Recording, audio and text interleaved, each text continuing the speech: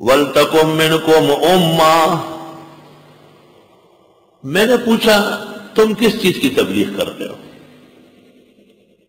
کہنے لگے ہاتھ دھونا سنت ہے۔ میں نے کہا بالکل۔ اپنے سامنے کھانا سنت ہے؟ بالکل۔ دائیں ہاتھ سے کھانا سنت ہے؟ بالکل۔ بسم اللہ پڑھنا سنت ہے؟ بالکل۔ میں نے کہا اور کہا ختم؟ میں نے کہا پلیٹ میں 11ویں کا کھانا پڑا ہوا ہے، مزار کی نظر و نیاز پاخانہ پڑا ہوا ہے۔ یہ ہم درس تفسیر میں بتاتے ہیں کہ فَاجْتَنِبُوا الرِّجْسَ مِنَ الْأَوْثَانِ وَاجْتَنِبُوا قَوْلَ الزُّورِ، جھوٹ بولنے سے اور غلاظت کھانے سے بچو۔ قرآن پاک پڑھا ہوا تو وہ کہے گا کہ حلال پر بسم اللہ سنت ہے اور حرام پر بسم اللہ سے ایمان سلب ہو جاتا ہے، کافر ہو جاؤ۔ شراب پیا کہ بسم اللہ الرحمن الرحیم، یہ بسم اللہ الرحمن الرحیم کی توہین ہے۔ آپ جو ہے نا جھینگا کھائے اور بکروں کے کپورے کپائے، بسم اللہ الرحمن الرحیم۔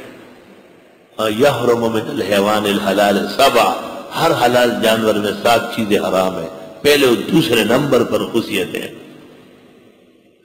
وَلْتَكُمْ مِنْكُمْ أُمَّةٌ، چاہیے کہ ہو تم میں ایک جماعت، يَدْعُونَ إِلَى الْخَيْرِ، جو دعوت دے خیر کی۔